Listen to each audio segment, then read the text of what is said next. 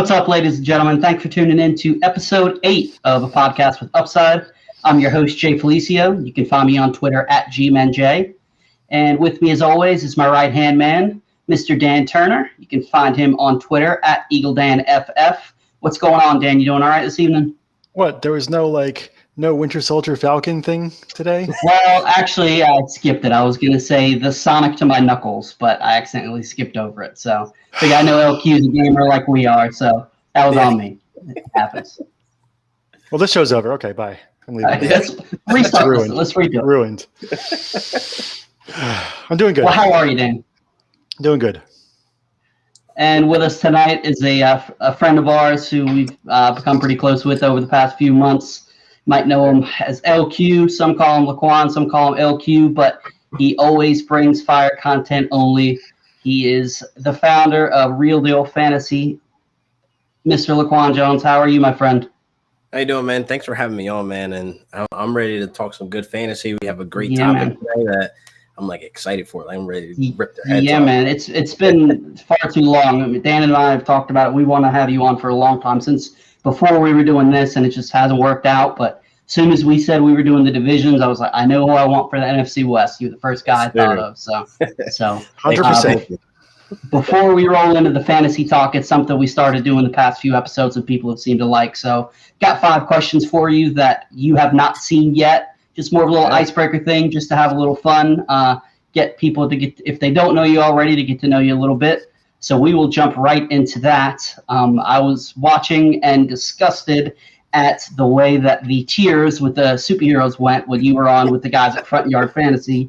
You were the only one that had any sense with that. So Thank you for fighting to get Wolverine in the S tier, because that was terrible. Because of you, that show wasn't a complete and utter failure. Exactly. So thank you for that. No problem. That being said, if you were a Marvel superhero, who would you be? Oh, God. That is a great question. Because as a kid, growing up, my choices always change. This is a common question I get, but as an adult, it's it changes drastically. I always wanted to be Magneto. I always wanted to have Nightcrawler power.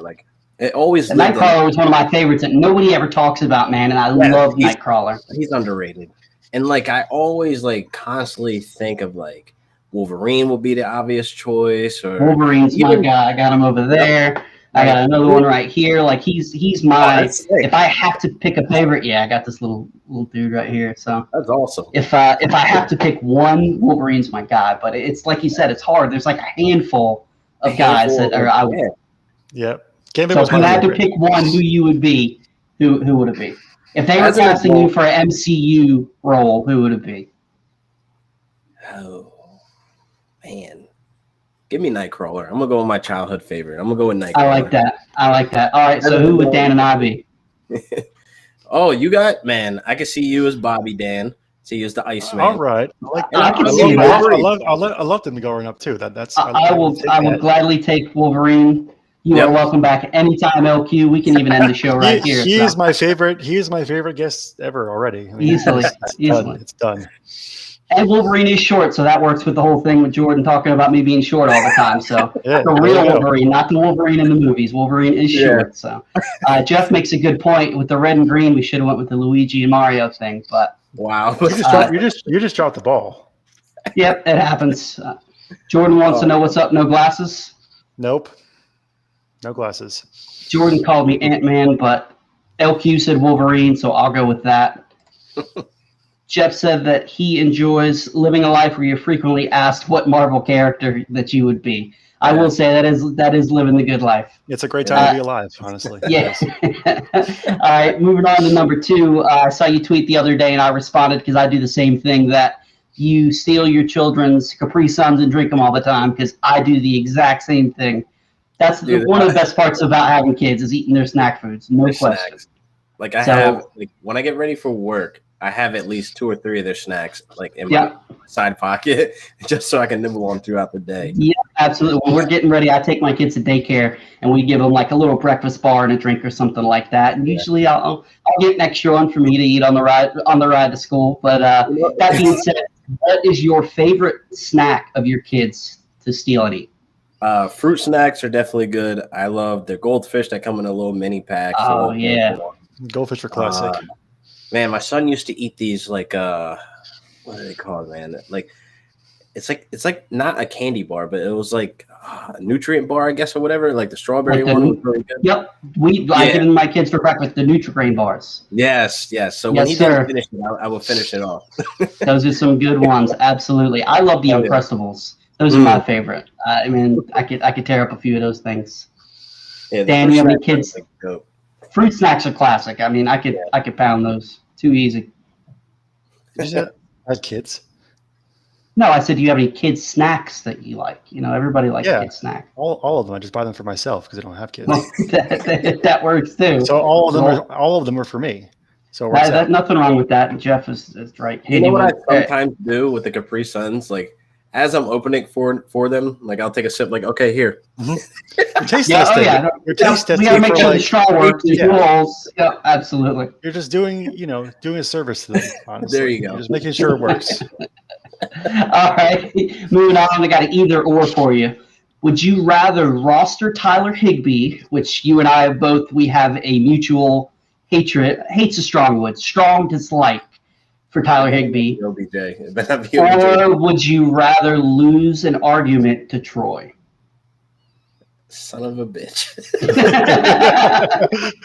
I want to make it hard for you. So, would you rather roster Tyler Higbee or lose an argument to Troy?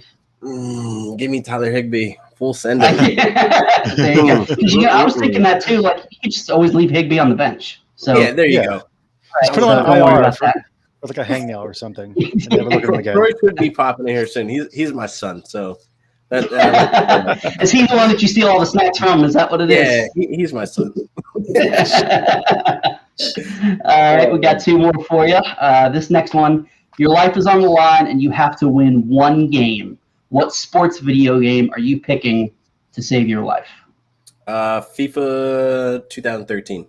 FIFA, that's right. I remember you saying you used to play soccer, right? Yep, FIFA 2013 was probably like the last good FIFA before it got all weird and glitchy and just EA'd. Yeah, yep, exactly. That's about the last.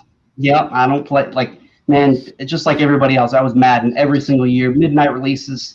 I haven't played it in like 3 years. Like I just don't enjoy it anymore. The last Madden I owned was probably, I want to say 2016, maybe. I still pull my PS3 out of the closet and play NCAA 14. That's how. My buddy plays it on his laptop. Does it? That's awesome. Oh, yeah. Yeah, I know they have that revamp thing where they like update all like the logos and graphics and everything. Yeah, that's pretty cool. Mm-hmm. Yeah. Jordan says in the chat that you look like a Scooby-Doo guy, Dan. Oh. Well, see, I think the Mario and Luigi thing also works out because I'm taller than you. So I have to be Luigi and you have to be Maybe we should dress up as Mario and Luigi at the expo in August. Oh, that'd be sick. I'll do it. I'll do it. I'll do it if you're in. I'll go order this stuff online right tonight. Halloween came early. I have a Mario costume. It was Mario. We have to do it now. We have to. It's just my girlfriend at the time. She was Princess Peach and I was Mario, so I do have that. We have to do it. Sounds like you got a challenger. Jordan says that you don't want to face him in FIFA, so maybe you guys should, we could do a live stream. Me and Dan could do the commentary, and you guys can go back and forth. Perfect. And he was talking about the Scooby-Doo snacks, which the week after that. So thanks for the explanation, Jordan. Right, isn't it past your bedtime? Aren't you like 12 years old? Shouldn't you be sleeping or something like that, Jordan? Just get ready for preschool tomorrow. Yeah. It's crazy hat day. Make sure you take a picture and show us what hat you wear, Jordan. Be nice to the other kids. I love you, Jordan. You know that. All right, moving on. Jordan's the best. He's a great guy. He's going to hit us with a chair as soon as he sees it at the expo. That's fine. I'll just step on the chair so I can slap him. All right. The last question. Have you been watching Falcon and the Winter Soldier? Hell yes. Who is going to wind up as Captain America at the end of the series? Who is your prediction? Is it going to be Sam or is it going to be Bucky? I'm going to go with Bucky. For the simple fact, I feel like they teased us a lot with Falcon to be, Captain America, but I think Bucky should take the mantle. I honestly think so. I think it'll be more fitting. Just how I feel. Okay. Yeah, me and Dan were talking about it earlier when we discussed those questions. He's with you. He thinks it's going to be Bucky. I still think it's going to be Sam. I think it's going to wind up Sam. I don't mind it, Sam. I just don't think the actor in real life himself can portray, something that Chris Evans left. Like, I really don't think he'll have. I think, don't get me wrong, I think Anthony Mackie is a good actor. I just think of 8 Mile every time I look at him. I know. I know. Papa Doc, it's the same thing I was thinking of too. Yeah, it's more of the actor for me. I can't take him serious. And like, they gave him like comic relief, here and there. So like, I can't really take him serious to take on the mantle that Chris Evans, Captain America was. So I think Bucky had that more serious, more passionate approach about it. Yeah, okay. I could definitely see that. Like you said, I'd be perfectly fine with either one of them. Yeah. And they're both of them took up the mantle of Captain America in the comics, so it could go either way. Yeah. Oh, I could tell the way that you were talking about the superheroes on Front Yard Fantasy, man. You knew what you were talking about, and unlike everyone else that knew nothing. Yeah, that was terrible. I could see it in your face too. Like when they didn't want to put Wolverine S tier. You're about to leave the show. I thought you were going to log off. I thought you were going to log off right there. I was going to rage quit. I was like, hell no. Well, we will go ahead and move on to a little bit of fantasy talk. We are going over the NFC West this week. And since you are a Rams fan, we will start with them. But I do have to say there is a little payback. We got our guy Troy.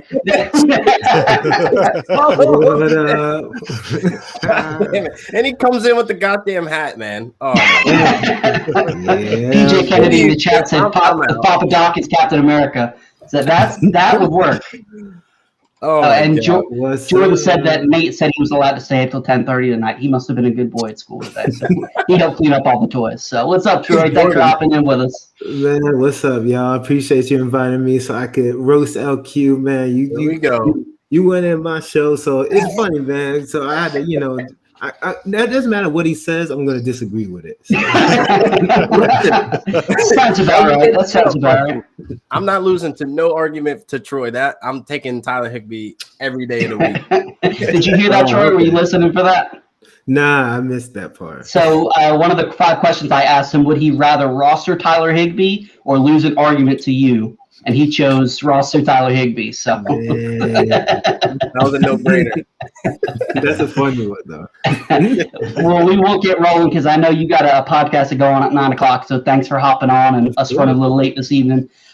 Starting off with the Rams, Cam Akers in weeks 12 through 14, Cam Akers rushed for an average of 109 yards. He scored 2 touchdowns and averaged 16.4 points.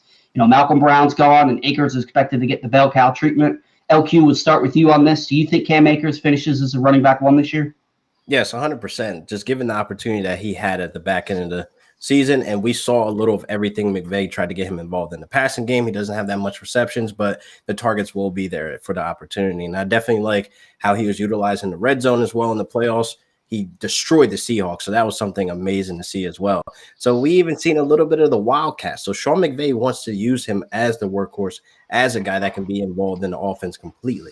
So I know Henderson's there. I know Malcolm Brown's going. I really think we're still going to get this mystery third running back in the draft, but not too early. It's not going to be a high investment, how we did Hendo, in the next following year get Akers. So 100% he's going to finish as an RB1. Troy? This could be hard to argue against that, man. I know you want to argue against LQ, but look, man, I hate that one. I'm waiting for another question because unfortunately, all right, I agree with LQ, and I hate saying it, but it's true. It's just, again, like with all the arguments that he already said, with the passing game opportunity, again, Hendo experiment, it is done, right? He's just going to be there to relieve Akers. Akers is clearly the workhorse guy, and we saw him just getting involved in the passing game and just being heavily involved in the offense, right? And then we saw how Matthew Stafford utilizes his running backs. So obviously that's going to be beneficial to Akers. And I just can't make a counter argument against that because I think he's going to be an RB1 as well. We up 1, baby. Damn. Up 1? There's no argument. It doesn't matter. I come out with a dub somehow. You got first. Okay, fine. Yeah, this is gonna be great. Yeah.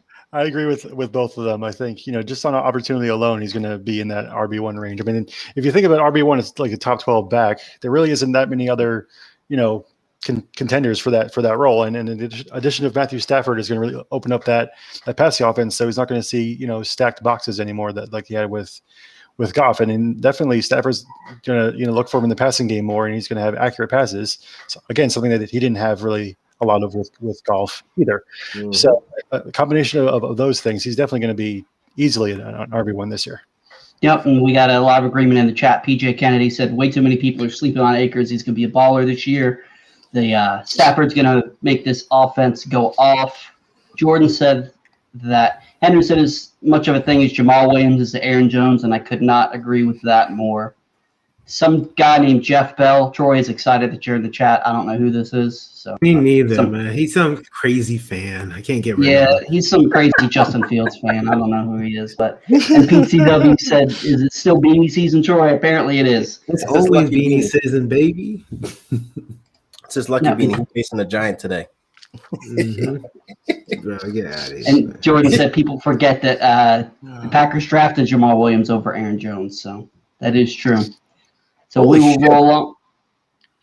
Wait, are we talking about Packers drafting? Is that what we're doing now? Yeah, exactly. They obviously can't be trusted with drafting practices. No. We will roll on, and according to the current NFCC ADP, Robert Woods is the wide receiver 15 off the board. Cooper Kupp is the wide receiver 25. With Matthew Stafford in town, which wide receiver would you rather have at their ADP? And Troy, even though you're taking a sip of drink, I'll give you just a few seconds, and we'll start with you on this one. ADP, I gotta go Kupp because that's too large of a gap to me, right? Because it's too because that's what almost it's 9 spots or whatever. Like a whole round. How can Robert Woods be going 9 spots ahead of Kupp when we have no idea how they're going to be utilized, right? So I'm sorry, and Matthew Stafford, Kupp plays in the slot a lot. Like he used the slot position back with the Lions too. I know it's a different scheme, but it's like it doesn't matter. Like Kupp is still going to be heavily involved in this offense, and for him to go a whole round after Robert Woods, and I'm a Robert Woods stan, I believe that. But to me, they're way closer. Like I wouldn't be surprised if to me they should be going back to back because we have no idea how they're going to be utilized. So just based off of that, give me Kupp. Yeah. Okay. Yeah, he can't argue. That's a problem. He can't argue. Go ahead, that's why I flip-flop this time. I went to you this time. First. I agree with him, but I'm going to spice it up. I'm going to go with a different angle here. I'm going to go with, the casual fantasy player angle here. So with Cooper Kupp, he didn't have a lot of touchdowns last year, and that's on Goff. He only had 3 touchdowns. So you're probably looking at it as like a guy that loves to see, the receivers get touchdowns. And Woods and Kupp will see over 100 targets. That's just how that offenses fit. Now, here's the thing. We can go the injury route. Cooper Kupp is known to have some type of injuries. He missed, a couple games here and there, but then he had the ACL injury, which was a major injury. So he took a step back in production and volume, et cetera, et cetera. So when it comes to ADP, we're talking Woods, we're talking Cooper Kupp. I think I might lean towards Woods because I know what I'm going to get. Woods was only injured about one time. I guess he missed 3-4 games in 2017. I think that's when we had Sammy Watkins with a shoulder injury. So overall, Woods is something what you're getting. You know what you're getting out of him. You're getting a wide receiver too. No doubt about it. So here's the little decision you have to make between, do I go Cooper Kupp? He could face injury. He didn't have that many touchdowns. Or you go with Robert Woods. You know what you're getting every single week. Dan? Yeah, LQ said it perfectly. I mean, Robert Woods is more consistent, and it's not it's a decent gap, but it's a round. It's not like it's 4-5 rounds. So I would prefer personally the more consistent Woods over Kupp. Yeah, I'm gonna go with Troy on this one. I think that extra round could be a difference. And granted, there's a lot lower floor. I also think that Kupp has a higher upside, especially if he becomes the guy that Matthew Stafford likes. If he can up those touchdowns, I don't think it'll be 3. If he doubles those, it'd be a heck of a lot better season. So I think this offense is going to go off next year. LQ, I'm sure you're happy about that. I think Stafford's going to be. This is rolling to our next question. My bold prediction for the offseason is going to be a top 5 fantasy QB. We'll see. So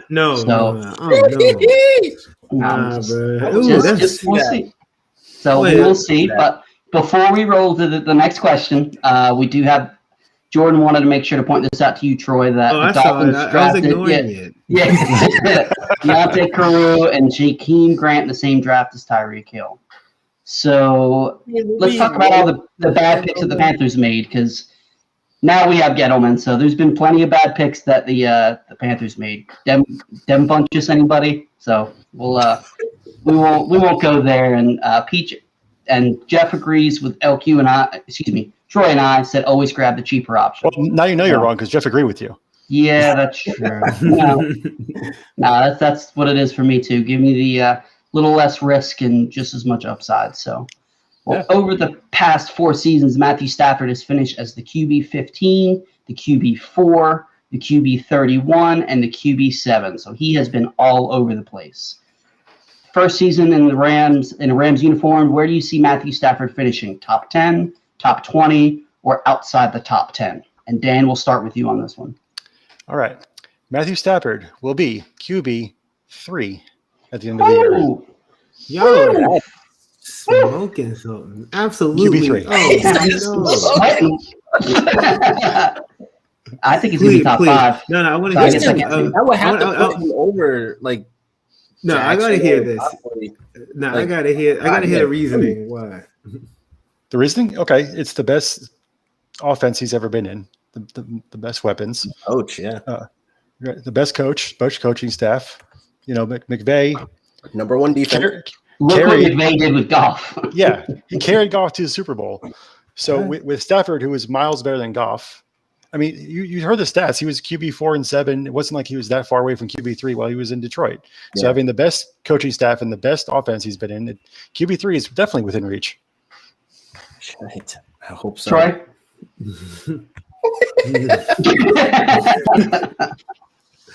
Right. Hold on, give me a sec. I'm gonna tell you. I'm gonna list some QBs, right? So we got Josh Allen, we got Kyler Murray, we got Patrick Mahomes, we got Justin Herbert, we got Lamar Jackson, right? So this is already, debunking the 3 thing. We're back in there too. So yeah, no, I'm just saying. I ain't even talking about Dak. There's so many others. So for me, I think that he finishes low end QB1. I say that he finishes like maybe 11, 12, right? But I'm not going to give this dude again. And to be honest, I think Stafford is definitely an upgrade over Goff. That's obvious. But at the same time, I'm not crowning him too early, right? Yes, but the problem is he's too inconsistent. Like I'd rather somebody like within the same range than from 7 to 31 to this. Like, nah, like that's too. I don't care what you were 5 years ago. All right, tell me what you're going to be right now. And I think he has great. You're right. I'm going to agree with you. He has some of the best weapons he's ever had. But at the same time, I believe that the way it's going to go is I wouldn't be surprised if Cam Akers takes all like the damn touchdowns, because what's going to happen is going to be similar where I think Cam Akers is the better beneficiary. I see like him being like the RB1 in the terms of the offense because Stafford helps the entire offense. But at the same time, I don't think that just propels him to like top 5. I think he's going to be good. I just will not put him over so many other guys that I see kind of carrying the team more on their back. Stafford isn't going to necessarily need to do that with, some of the players that he has, especially Akers. I believe it's going to be run first. It's going to run through him, and then Stafford's just going to do what he needs to do. But in Detroit, he had to be the entire offense for the most of his career. He didn't have any running game. So that's one of the reasons why he was, QB 7 at that one point. But here, it's going to be a little bit different. So that's why I think he's going to be a lower end QB 1. Like Mikel LaSure, come on, that's got to give him something at least. That was a stud, right? So yeah, I hate agreeing with Troy. I just want to put that out there. I hate agreeing with Troy. I won't put him as high as like QB 3. I see him as QB 10 at 10, inside the 10 or at 10 or whatever. He'll be there. He'll be 9 or 10, how I feel it. Because one, he's going into a great situation. The best weapons he has ever had. I think, the defense being such a stud defense is the best defense he had in recent years. I definitely will say this. Detroit does not produce good running back. Like, I live and breathe off of this. We can go into a whole, Swift rant of why I think Swift is not going to be Swift. Everybody thinks he's going to be.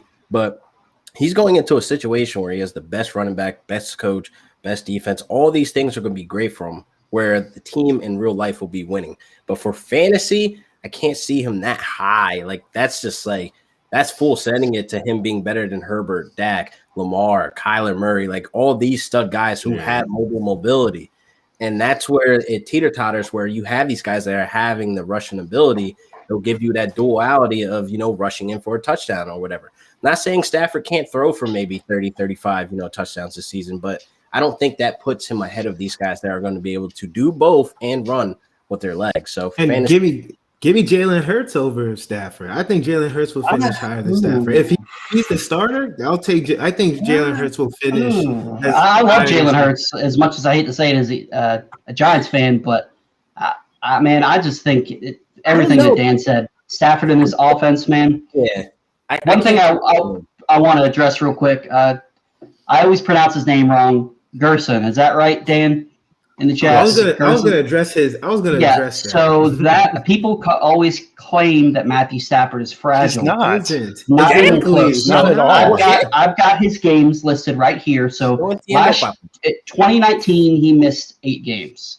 This year he played 16 games. 2018, 2017, 2016, 2015, 2014. Let me take a breath real quick. 2013, 2012, and 2011. So every season from 2011 through 2018, he played 16 games. So it took 2010, I think that's where he messed up his shoulder. I could be wrong on that. And last year he messed up his back. He is not fragile, so he gets that tough, man. Yeah, he's going to be out there. Playing with a dislocated shoulder for the game winner, throw. What are we talking about right now? That was awesome too. Got to give the guy. I love when a guy plays with heart like that. Though. And Jeff called him out. And PJ said too that fragile, or you mean he's a soldier? So he's a soldier. He has more heart than golf will ever even have. He can. I'm not going to go into a golf rant. I'm sorry. You don't have to worry about him anymore. He's an ex-lover. Exactly. He's gone now. He can't hurt you anymore. Yeah. Delete his number from your phone and block him. Don't worry about it anymore. He's mute. Troy. There you go. Yeah, like it's a few other people, but we won't go there.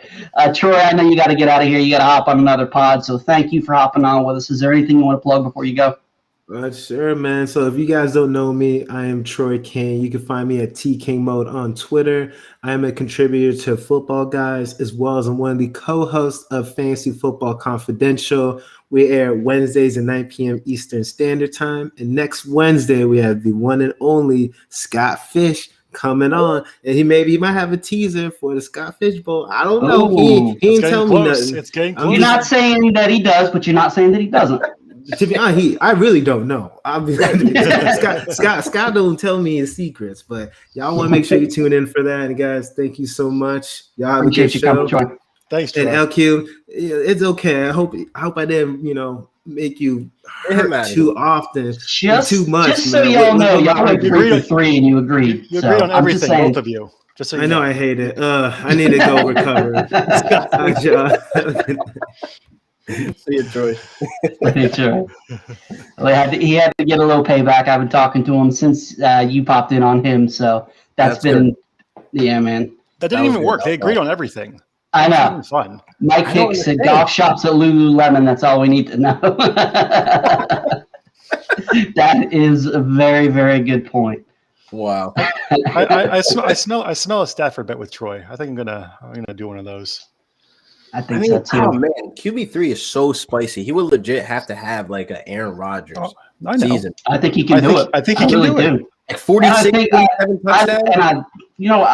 I love Josh Allen. I love Herbert, but I think both of those guys are going to regress a little bit. It's not that I don't think they're going to be terrible, but it's hard to put up seasons like that back to back. Look at Lamar Jackson last year.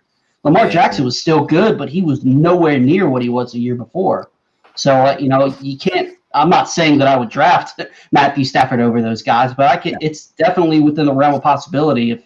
If things click in that offense, man, I legit think he's going to be a top 5 option. Yeah, he'll find his way to my roster. Oh, yeah, I'm sure. I've drafted him in every Superflex league I think I'm in. Oh, hell yes. Every single one. Oh, yeah, he is the perfect QB2 in Superflex if I can get him to that. My goodness. Well, we will roll on to the Seattle Seahawks and start with Mr. Unlimited. Over his first 8 games, Russell Wilson averaged 28.5 points per game And over the final 7 of the fantasy regular season, he dropped to 16.2. Will Seattle ever actually just let Russ cook for a full season? And LQ, we're going to start with you on this one. Listen, here's the thing. I like Russell Wilson. I'm not going to hate on him. I'm not going to bash him too much. Every single year, from what I remember, he's always in that MVP talk. But soon as December comes around, something shifts, and it's kind of like a pattern. I don't know if Russ like runs out of fuel, if he just gasses out, because he's moments of, like, if you watch his film, like if you watch his highlights the first couple of weeks, he looks amazing. He looks like a dog, but that O-line is still bad. So I feel like the O-line is terrible. That makes him more gassed out to the season with Russell Wilson, because one, they face my Rams twice a year, every year, number 1 defense. So therefore we cook his ass, and Aaron Donald sacked him the most.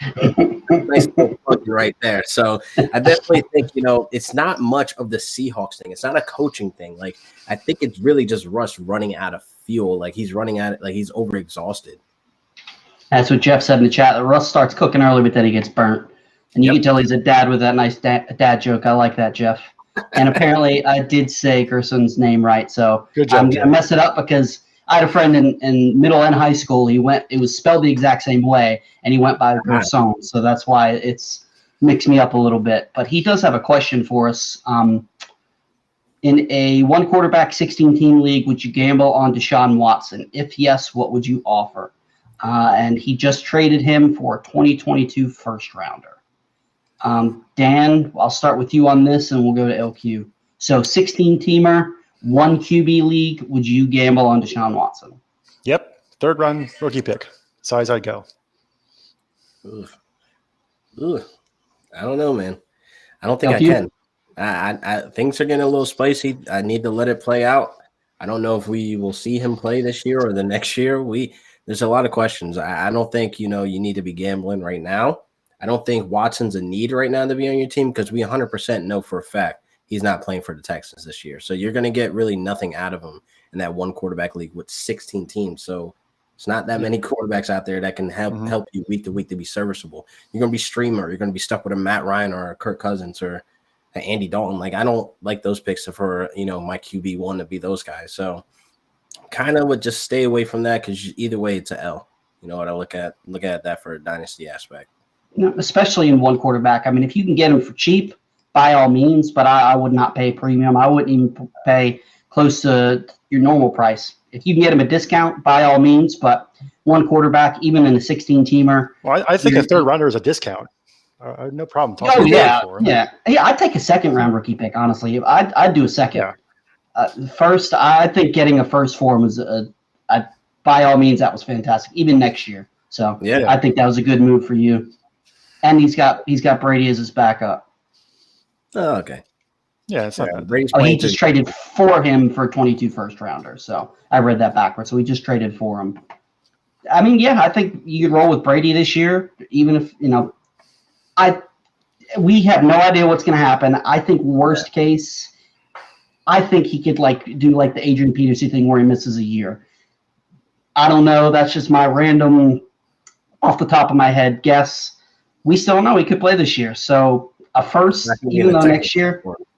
Yeah. Right. Even if he doesn't play for 2 years, I'd say in a 16-teamer, when he comes back, he'll be 27, and you'll have Deshaun Watson, and you spent practically nothing to get him. Right.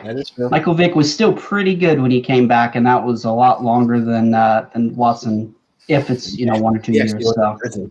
Right, exactly. So yeah. PJ said Sam Darnold over Watson in 2021. I don't know about all of that, but I do like Darnold in Carolina. But what's that? How much do you like it though? I wouldn't mind him as my QB3. That's about it. Yes, that is the correct answer. I would not trust them as a starter, but that's the type of guys in Superflex I like to have as my QB3. Guys who you're only starting them twice anyways, unless, knock on wood, you get an injury. And you got the upside. If he blows up, then you could either trade one of your quarterbacks or, you're secure. So better him going off on your bench than off somebody else's team. So exactly. And Dan, I did interrupt you there to answer that question. So will Seattle ever let Russ cook? And I'll go with you. No, they won't, because number one, he always has been pointing out, he always does to begin the year, and then he just, I don't know what happens. He runs out of like olive oil or something, and he can't cook anymore. And number two, I don't think he's on the Seahawks past this year. So I think that, he'll be awesome to start the year, and then for some reason, Pete Carroll will have like a malfunction in his brain and completely change the play calling, and then that'll be it. So I don't think they'll ever let him for a full season. I'm 100% with you guys, and you both said it. It's like he goes off at the beginning of the season, and at the end of the season, which just so happens to be the fantasy playoffs, he throws up duds. And whether it's getting cold, or I think a lot of it has to do the way that they've done the new schedules, where they have a lot of division games late in the year. He always struggles against the Rams. It's always struggles against the Cardinals. The 49ers are going to have have had one of the best defenses in the past few years. So I'm with you. I think the only time Russ is going to cook is when he gets out of Seattle. And with that being said, we will roll on to Mr. DK Metcalf. Over the first 8 games last year, he averaged 15.6 points per game and only had 1 game less than 10 points. And 4 of the last 7 games, he scored less than double digits, averaging 8.8 points for the rest of the season. Who is the real DK Metcalf? The guy that was at the beginning of the season, or the guy that was at the end of the season? And LQ, will start with you on this one. This is a hard one, man. Because I want to say the DK in the beginning of the season is the real DK, because talented-wise, he's a good wide receiver. He's a big-body wide receiver for Russell, and I really feel like he faced his, struggles more so when Wilson was struggling with the O-line, the run game, and et cetera, et cetera. So I kind of want to say we're getting the real DK. He still finishes a top 10 wide receiver, right? I can pull that up real quick. Either way, he still put up, a good enough stat line to where we can trust him. But we have to play the same card that we're playing for Russell Wilson as well, being that he starts off good and ends bad. So if Wilson's bad, his wide receivers are going to be bad as well. So that's just kind of how that goes. It's a domino effect. That offense isn't clicking. That offense can't protect him enough time to throw to DK. And also, you have to put into the factor you're facing the Rams twice a year, every year. So therefore, the division's not exactly like a gimme division where you can walk through everybody.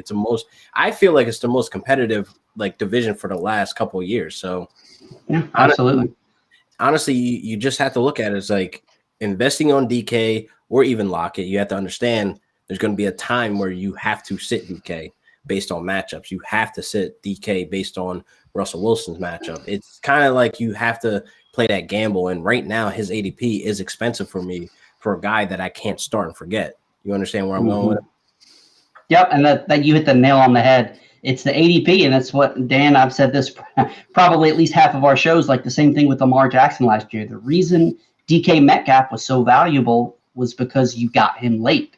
Now people are taking him in the second, in the late first, and he's got to live up to that hype in order to return value. So I'm scared with that. Dan, what are your thoughts?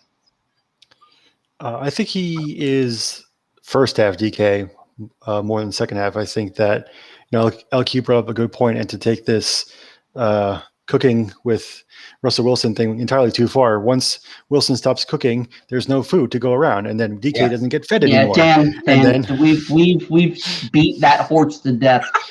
Listen, we have beat that horse like Negan beat Glenn. So that's how bad it is. So man, why you got to go there, man? I'm sorry. That's how bad it is. So. But DK did finish as the wide receiver 10 in points per game. Gotcha. So I think that once he'll have some fantastic games and 100-yard games, and then when Russ cools off, it's going to be hard for him to keep up that consistent production in the late part of the season when we're all going to need him in the playoffs. Yeah, that's the most important thing about fantasy that I think people forget. Are they going to help you in the playoffs? Is there longevity in the season? They're going to perform in the playoffs, regardless of matchups. Are they going to be able to help you? Because you're spending these third, second, even late first-round picks on these guys. Yeah, they're cool. They're good in the beginning of the season. But when it becomes like you get to the week 13 to week 14, and you're in that big dance, are they going to show up? Yeah, That's and Russell Wilson too many times. I had him. I had a stacked team, and it was against the Rams.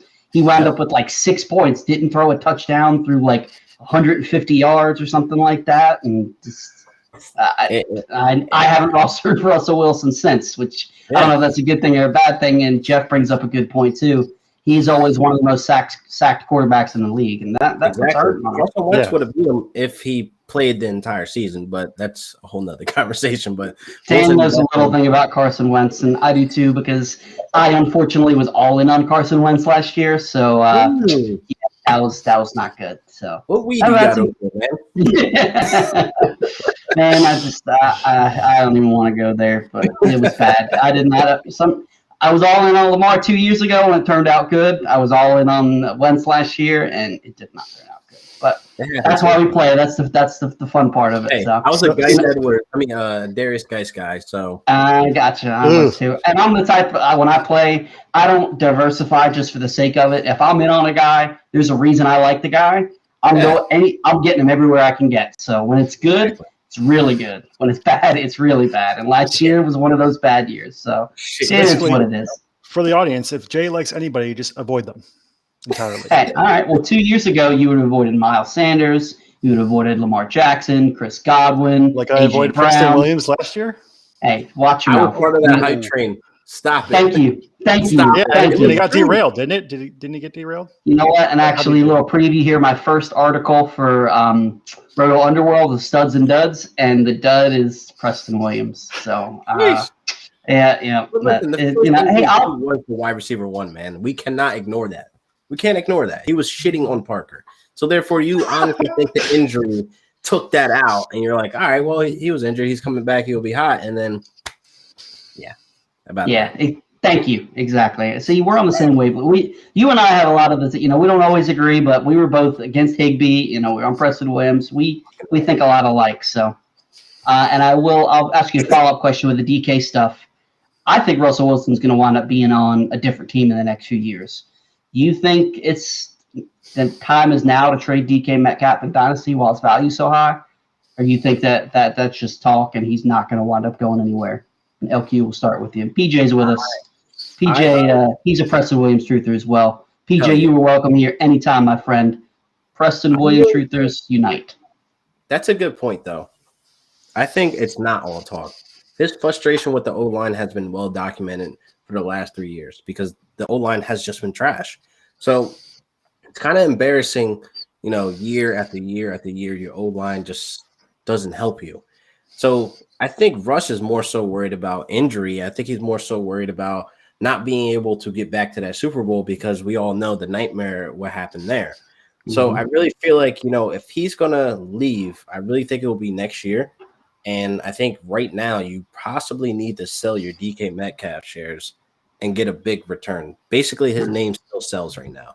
So I really think you need to go out and try to get a big return from him because Wilson may be on his way out.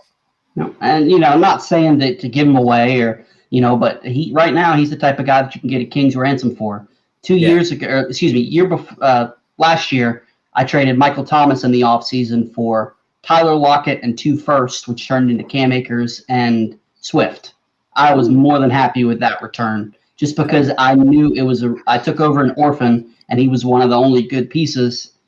His value was not going to get any higher than it was going into the offseason last year. Same thing with DK Metcalf. Right now, his trade value is not going to get any higher. So I'm with you 100%.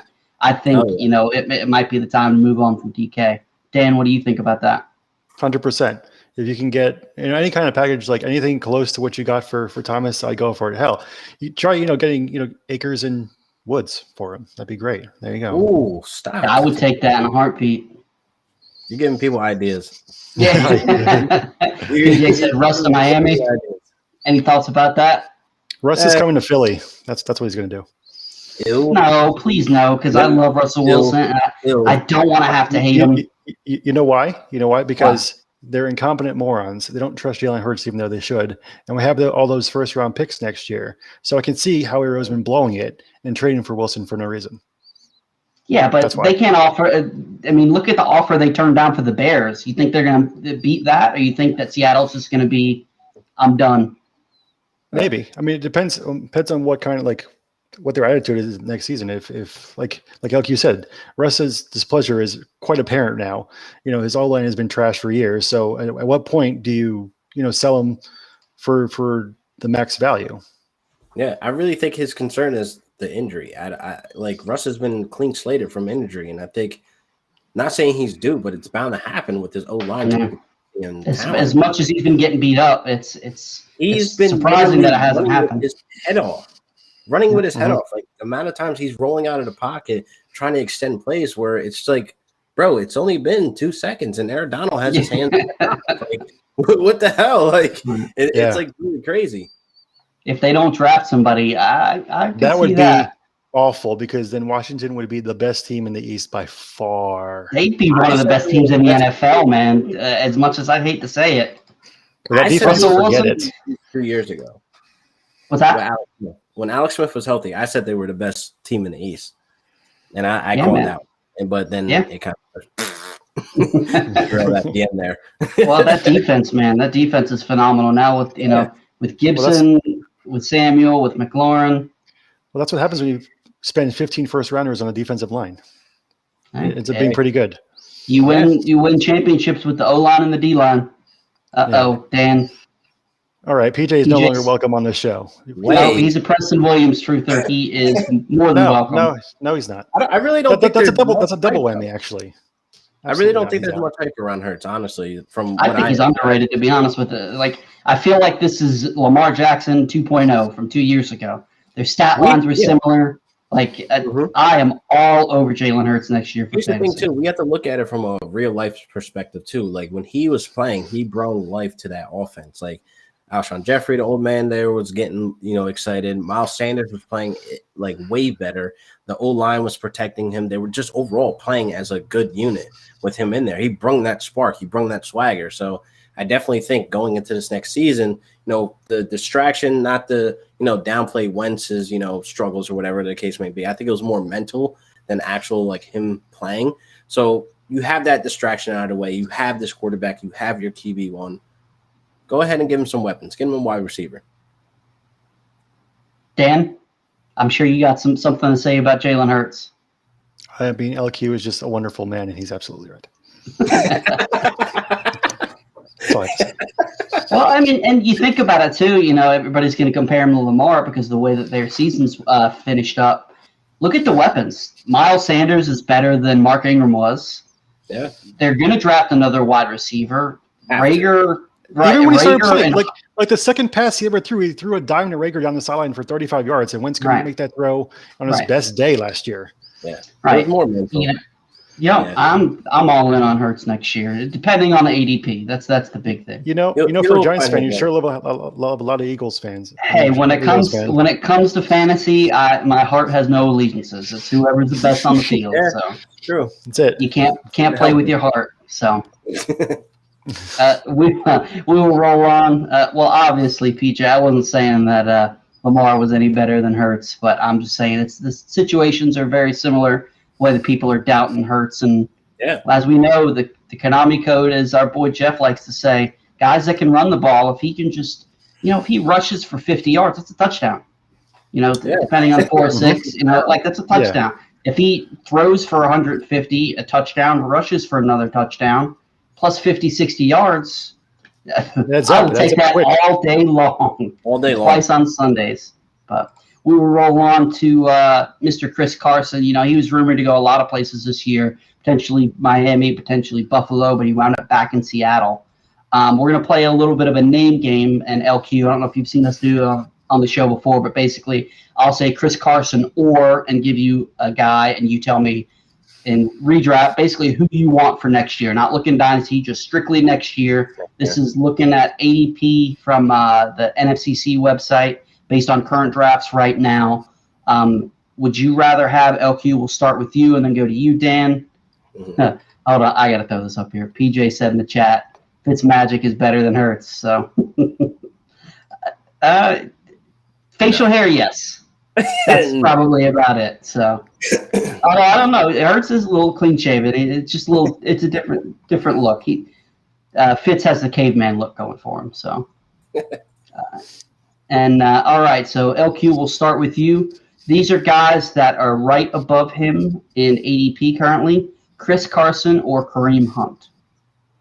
Kareem Hunt. He's a red zone junkie. Dan? Love it. Kareem Hunt. Clean sweep. I'm going to go Kareem Hunt as well. Chris Carson or Melvin Gordon? Ooh. He's above in ADP right now? Yeah. Oh, because Lindsey's gone. Ooh. And Melvin Gordon had an underrated season last year. Yeah, he did. He really did, yeah. Damn, that's a good one. Give me Carson. I'm going to take Carson on that one, but I'm not too sure why. But I'll take Carson. I'm not too sure why, but I'll take That's Carson. the analysis we're here for. I want this guy. I don't know why, but I want him. I'll take Carson. Yeah, Melvin Gordon was 14 yards away from being a 1,000-yard rusher last year. He had 9 touchdowns. So, Dan? I would say Gordon. With Lindsey gone and him having control of that backfield, I think he's going to do better than Carson this year. Yeah, I'm going to go Gordon as well. It's very, very close. But one thing, too, Carson just can never stay healthy. And the Seattle offense, it's just like we were talking about. They're so inconsistent. 1 week they're a passing team, 1 week they're a rushing team. Rashad Penny's going to be healthy again, so that's going to take away some touches. Stop it. Stop with the Rashad Penny. He is not a take away thing. Some touches, he is okay? Never going to be a thing, all right? I didn't say he's going to be a thing, but similar to our discussion earlier, Dan, like with Damian Williams in Chicago, an extra guy who can rush the ball, take away touches, vulture a touchdown is not a good thing. You know what? So it is. You know what? It is Penny's season because he just got paid. Carson just got paid. They'll try to keep him healthy so he can have the longevity of the contract. Penny will be the pest. Let's just say it. Time's right. I'm not saying he's going to be. We'll record this and LQ. We'll bring it when it happens. I'm just going to save the video and we'll post it on Dan's Twitter. So.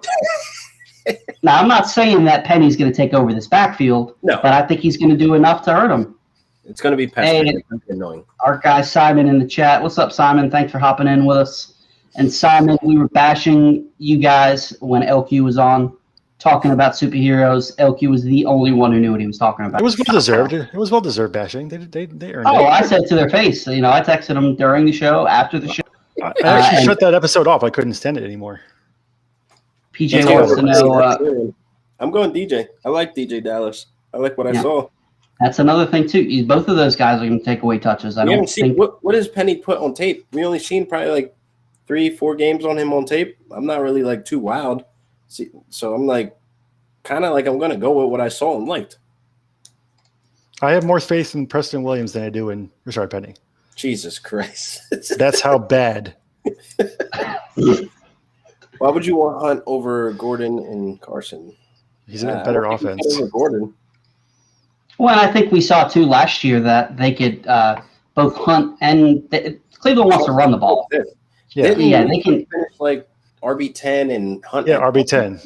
Yeah, I think Hunt was RB10. Yeah, they both can go. Nick Chubb and points per game. Oh, it's counting Christian McCaffrey. So Nick Chubb finished at 17.3 points per game. Kareem Hunt finished right at 14 points per game. So he was a rock solid RB2. And like you said, they use him a lot in the red zone. He catches the ball. I still think Cleveland's going to move on from OBJ, which is going to open up some targets. They like to put Kareem Hunt out wide. I will take 100%. Kareem Hunt over both of those guys easy. That's not even a running back committee to me. That is a literally 1-2 punch that we're watching. Thunder and Lightning, Tiki Barber and Ron Dane, back in the good old days. So. Ahmad Bradshaw and Brandon Jacobs. So it's no one remembers who Ron Dane was. I wish I didn't remember who Ron Dane was, to be honest with you. All right, next one up is Chris Carson or Clyde Edwards-Helaire. Carson, 100% Carson. I have to go 100%. Because I'm a CH guy, so I can't dump him now. I have to take him. I have to go down with that chip. No, you don't. Yes, you don't have I do. I got it. You have choices. I don't have choice. I don't have choice. It's like you're going into an abusive relationship when somebody. Right. Well, I've been with them this whole time. You have a choice. Right. Come on. Walk away right now. Go away. You're still in the dating phase. You can leave right now and be fine. Nope. Got to stick with him. Got to stick with CH. Can't over. I mean, it's Carson. If it was like someone else, yeah, maybe. But it's Carson. I can hold on. This is a really tough one. I think I'm going to go with CEH just because I think he's a value right now where you're taking, if CEH's ADP continues to rise, he's only 4 or 5 spots ahead of him right now. Yeah, I would go with CEH in that spot. Just God damn it. Carson can't stay healthy, man. That really worries me. He's never been able to stay on the field. When the Chiefs get in the red zone, they're throwing the ball like 5-6 times to convert and score. So it's like, where's CH coming to that value of touchdowns? Where is he coming that value as a goal line? I see both of them very similar to each other, and I would rather have a piece of the Chiefs offense versus a piece of the Seattle offense who's inconsistent. So that's the tiebreaker for me. So All right. Here's a good one: Chris Carson or David Montgomery. Carson, man. Carson. Dan? 100%. Carson for me too, 100%. We were talking about Dan and I with our buddy Shane earlier. It was an argument. It was a fight. That's what it was. Really? It was basically a fight. Yeah, he was all in on David Montgomery, but why? Montgomery had a cake schedule last year. Tariq Cohen wasn't there. Even though I think Damian Williams is just a guy, he's another guy that's going to take away touches from him. Dan, go ahead. You can continue. Listen. Montgomery last year was top 5 in every opportunity metric across the board. His efficiency sucked. It sucked. If he doesn't have that same opportunity, he's not going to do well. It just isn't. It's a fact. And he's not going to have that same opportunity. No, Cohen's coming back. Williams is there. The receiving thing is going to plummet like a rock. His receiving work. I mean, there's no possible way he finishes that high again. It's just impossible.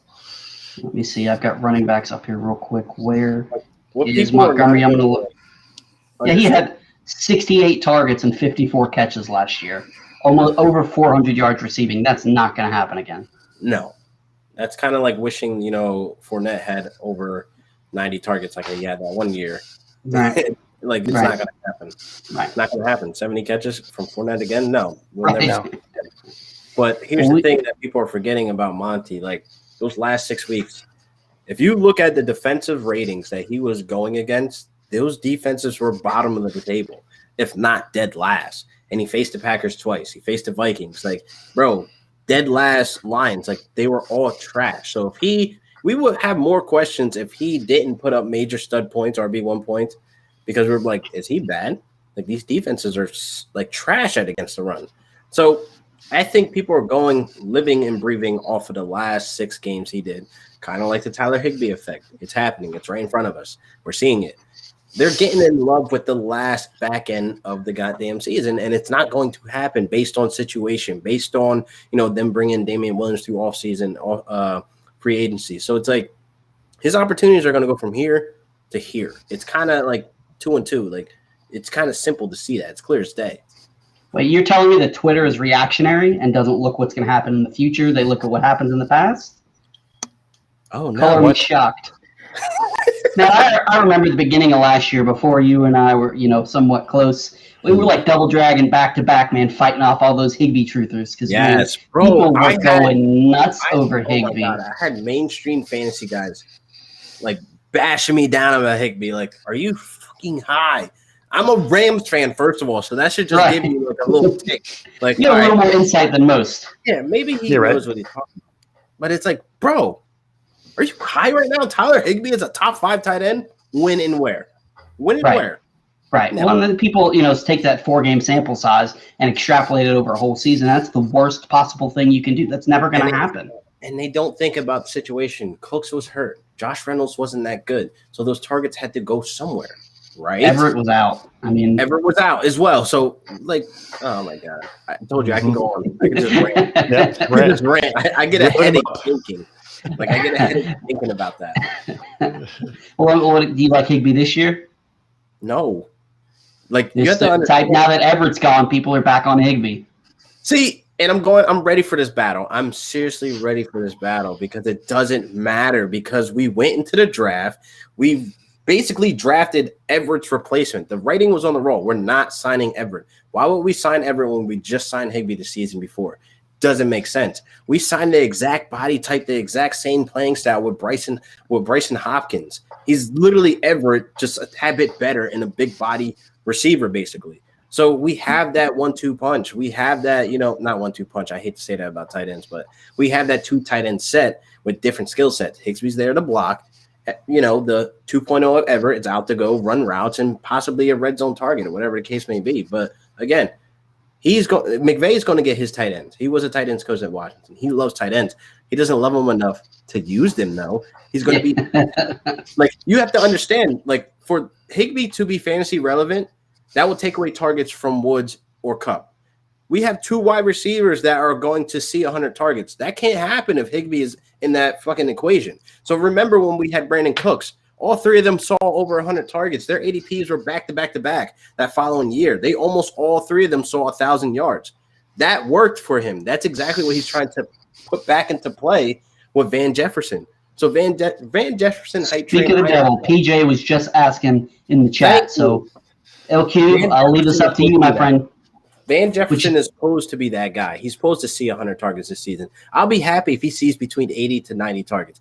That, for me, in my heart, that'll give me hopefulness for the future. But Deshaun Jackson there, that doesn't bother me at all. He'll be hurt by the end of 4th quarter of week 1. He'll play like 10 snaps total the entire season. You. I'm not worried about it. So this is the year to get Van Jefferson for cheap because people are literally thinking, Deshaun Jackson, oh, my God, he's healthy. He's happy. He's back with McVay. He's in L.A., doesn't matter. Is Robert Woods a free agent after this year? Isn't it coming up soon? We reconstructed, so I think 2022 after this year he'll be a free agent. Okay, now's the time to get Van Jefferson in Dynasty, man. Yep. Yes, sir. And our guy Jordan, it's almost your bedtime, but he agrees. Van Jefferson. And we have 2 more guys, and then we are gonna roll to Dan for a quick promo, and then finish up with the 49ers. Yeah. First of all, wait, low-key shout out on the double dragon thing. Good job. You like that? I did. That was good. Yeah, man, absolutely. It was, man. Everybody was kind of as LQ said something, and I was like, thank you. Finally, somebody who knows what they're talking about with Higbee. And man, I'm gonna search back and look for the tweets. I remember there was one day we were just going back and forth with people. It was fantastic. So it was crazy. It's always great on Twitter. If at least one person agrees with you, then you can start throwing hands on Twitter. That's how it works. Exactly. You got to have somebody, back to back. So you get, somebody's got your 6. Follow up. Go to first swing. I'm right behind you. That's right. Exactly. Well, this is another guy that's very polarizing on Twitter. Chris Carson or Dan, your favorite player, Joe Mixon? Oof, man. I would take you over Joe Mixon. So Carson. I'm gonna do it. I'm gonna go Joe Mixon. I am too. I'm still a Joe Mixon. I wouldn't say truther, but especially what his ADP is right now, I will gladly take him all day. He is going. Yeah. Let's see. It tanked hard. You know that Daft Punk song, One More Time? That plays in my head every time I think about it. He is going as the running back 18, and he still has RB1 potential. I will gladly take him as running back. He's going right in front of Montgomery, CEH, and Etienne and Harris. Wow. He's going in front of Etienne and Harris? Yeah. I think I'd take Etienne and Harris, but 100%. It all depends on depending on landing. Right, exactly. Depending on landing spot. That's why I'm ready for these ADPs to just right. That's why I didn't even include the rookies in this, because the things can change so much depending on where they land. So I didn't even mention those guys. And one last one before we go to Dan. Chris Carson or somebody who I like a whole lot, even though he is a Philadelphia Eagle, Mr. Miles Sanders. LQ? Miles Sanders, based on his price right now. Definitely. PJ agreed with me and LQ. Not even close, Mixon, and I'm with you. Dan is a known Hicks, and I knew Dan. You could say, Barry Sanders right now or Mixon, and he would say Barry Sanders right now, which I would think about because I'm sure Barry Sanders could still jutsu people. But and Miles Sanders is going one spot ahead of Joe Mixon. So ADP, he is running back 17. Mixon is 18. That's fair. That's honestly fair price. At least it's not the hype train that I had to kill last season with him going at 110. in redraft, which is ridiculous, wildly disrespectful. Like, are you kidding? Right? He was going ahead of Nick Chubb. He was going ahead of. I think he was going ahead of. Josh Jacobs. He was going ahead of Kenyon Drake, which doesn't sound crazy right now, but these were the names at the time. Yeah, at the time, like it was either literally how we're talking about now, Joe Mixon and Miles Sanders. Right. Those were literally like back to back. Another Sean, man, we talk about your team. We talked about the Rams earlier, but appreciate you popping in. And PJ agrees with us that Sanders is the GOAT. I do love me some Miles Sanders. Before we finish up with the go ahead, okay. I was just saying I wish that the Eagles would use him like Saquon because I think he has the ability. They did go to the same school, so just saying. Sean's giving you some love for the Hulk jersey in the back. So hey, salute, man. All right, Dan, do you have something before we finish up with the 49ers? We have a little promo to go over. Dan? Absolutely. All right, so NFL draft season is upon us. It's possible that you might have Trevor Lawrence's haircut in your pants. That's why our partners at Manscaped, the leaders in below-the-waist grooming, have partnered with us to make sure you don't gamble on shaving your footballs the way you like to gamble on DFS. Get 20% off and free shipping with the code UPSIDE at manscaped.com. That's 20% off with free shipping at manscaped.com and use the code UPSIDE. It's time you turn that team in your pants around with Manscaped. And there we go. Nice. We will roll on. Sean, absolutely. Oh, he said Barry Sanders is the GOAT. Miles Sanders is the GOAT too, but yeah, Barry Sanders is. Man, I remember being a kid watching him play. He would make the 2-yard runs just look absolutely beautiful. If you young bucks don't know who he is, what he does, he was. Could you imagine him in today's NFL? Like Jerry Rice in today's NFL? He would destroy everyone. He would destroy everyone. And Sean loved your promo. Dan, you did a fantastic job. Thank you. Good job. Very good job. I appreciate the fans. Well, we are running long, so what a surprise, Dan. We tend to always, you know what? We've only got through 2 teams so far. We're supposed to do 2 more, the 49ers and the Cardinals. All right. So I'll probably let's roll quick with these. 49ers traded a King's ransom to get up to the 3rd pick. There's a lot of speculation who they are going to take. So a 2-part question. LQ, will start with you. Who are the 49ers going to draft at 3, and who is starting week 1? They'll draft Mac Jones, and Jimmy G will start week 1. Dan? Agreed. Mac Jones and Jimmy G. Clean sweep. I'm with you on that. Is there a particular running back in this backfield you would feel comfortable rostering? Not at the moment. I don't feel comfortable with Mostert. The Jeff Wilson Jr. hype is there, not too big. He's still fairly cheap. I just don't feel comfortable starting either of these guys. Mostert's going as running back 29, and Wilson is going as running back 35. That's wow. That's a lot for him, man. I'm the type if I can get Wilson for cheap late in the draft or something like that, but I don't want the headache. I avoid the New England backfields. I avoid the committees. Yeah, because you're never going to get it right. Matt Breida, when he was there, he was on I had him. I picked him up for free. Every time I started him, he did nothing. Every time he was on my bench, he went off. I don't want the headache. Yeah, that's a terrible headache to deal with every Sunday. So I'm hands off kind of from them. Yeah. I would take Wilson just because he has some gold line upside and with Coleman no longer being there, he has that potential. But if you can get him cheap, like you said, then I take a shot on him. And Mostert hasn't been able to stay healthy. So if you get Wilson cheap, Mostert gets hurt. That's a situation. Yeah, and. PJ is a Niners fan. He said none of them can stay healthy. That is a very good point. 100%. Wilson hasn't been able to stay healthy either. Sean thinks that. What do they call the guy that the conditioning coach? I think he's trash. He's trash because they're all always hurt. Yeah. How many defensive injuries did they have last year? Yeah, it's always soft tissue stuff too. It's always like muscles and stuff that are just breaking everywhere. Well, Brandon Ayuk had a great rookie season with both George Kittle and Deebo Samuel hurt. With all guys back and healthy, who would you rather have at their ADP, if anybody? Kittle is currently the tight end 3, going at 28 overall. Ayuk is the wide receiver 23, going 60th overall. And Debo is the wide receiver 36, going 99 overall. And Dan, we'll start with you on this one. Do you have any interest in any of these guys? Yeah, absolutely. I'm definitely taking Debo at that price. Are you kidding me? Like, everyone loves Ayuk, but you have to realize he was the only weapon that was left standing last year in San Fran, pretty much, with everyone coming back. I mean, Debo at that price, absolutely, 100 times out of 100. Okay. Yeah, I'm going Debo 100% with that discount, but I think a lot of people with Ayuk, they're hyping up basically what they saw with Kittle out, with the injuries at running back, the injuries at QB, the injuries at wide receiver. So Ayuk kind of looked like the star player there. But if we're going to really think about it in reality, you're getting a steal with Samuel, being that he's the better wide receiver in my opinion.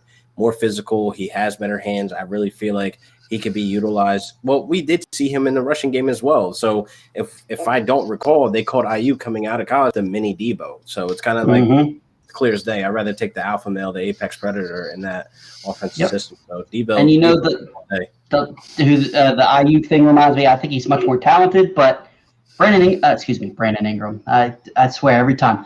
Yeah, I mess up at least one name per show. So that's par for the course for me. Evan Ingram, his rookie season, he went off because he was the only guy there. Same thing with Ayuk last year. So I would be trying to get rid of Ayuk if I could, not saying a discount, but if somebody believes in the hype, by all means. And I just, PJ was saying in the chat that he'd go after Kittle because the offense goes through him. That is just a steep price, 28 overall. That's just, I can't do it for a tight end. Especially, I love Kittle. He's one of my favorite players, but he hasn't been able to stay healthy either. And I'll pull up the total. Monster.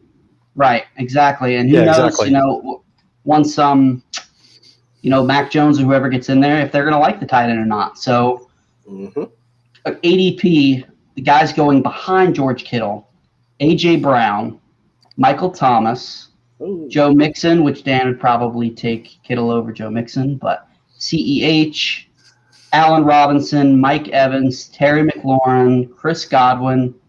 I would take every single one of those guys over Kittle. 100% over Kittle, because Kittle's name is still selling, and like I mentioned before, he's not a touchdown monster. Kittle doesn't find the end zone a lot. I mean, that's something that you have to put into play when you're going to invest that high on a guy like that. And plus, for me, I only need one tight end. I'm not drafting two tight ends.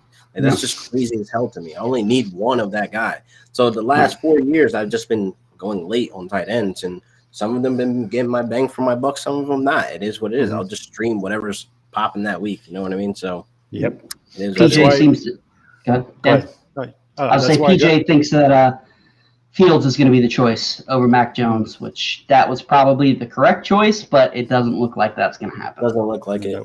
Not at all. That's why I drafted Kelsey and Kittle at the same time, because I can trade off Kittle for a boatload more than I paid for him. Yep, I've seen Dan do it in action.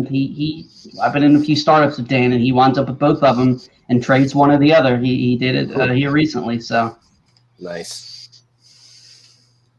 He's saying with Jimmy gone, this offense is going to take big steps forward. We'll see. If it's Mac Jones, I don't know. Shanahan thinks he can turn him into the next Matt Ryan. Yeah, they got to stay healthy.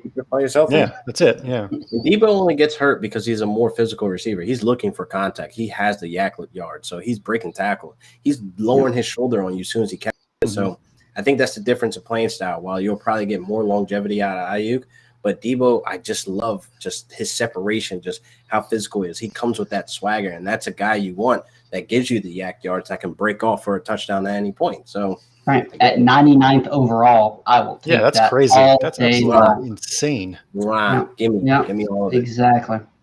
We got the Cardinals, and then we'll wrap things up. With Kenny Drake leaving, going to the Raiders for some strange reason, do you think Chase Edmonds is going to be the guy, or are they going to wind up drafting somebody? LQ, we'll start with you. Here's the thing. I am part of the Chase Edmonds needs his shot. He needs his opportunity, and we saw he could be utilized in the passing game as well. He was up there with the J.K. McKissons and Nyheim Hines and targets and stuff like that. So, man, do I think he'll get his shot this year? No. I definitely think they go to the draft. I really think they bring a guy in. I mean, honestly, I wouldn't be surprised, they bring in a guy that's, probably going to like take away from the opportunity of Chase Edmonds to be anything. But I think Chase has his leg up on whoever comes in, but he just won't get the full send opportunity. Dan? Yeah, 100% agree. I think he deserves the shot, but he won't get it. For some reason, they just don't want to give him the bell cow role, and he's proven with his opportunities that he can produce. And I just spending I think they're going to pick a higher up pick too on a running back, which will completely destroy Edmonds' upside. So I mean, I would love to have him get a shot, but I don't think he will. No, I'm with you guys on that. He started off hot last year, but he couldn't keep it going with the shoulder injury, although he did finish as the QB6 overall. You guys think Kyler Murray is going to take another step forward and finish in that top 3, potentially top QB1 overall status? And Dan, we'll start with you on this one. I think he can probably improve. I don't think he can go to like QB1. I think he can definitely be a top 5 guy. Absolutely. Probably around like QB3, QB4. But he definitely take a step forward. Mm-hmm. Okay. I think so too. I mean, another year of chemistry with D-Hop, I definitely think that's great. They also bring in AJ Green, which is another weapon he could utilize, because we got to understand what the Bengals do. They kind of did it with Ocho Cinco. They kind of played him out of the offense. They kind of pushed him out of there. So I kind of think that's what happened was AJ Green. So I really feel like, AJ Green, D-Hop, he has opportunity to take the step forward.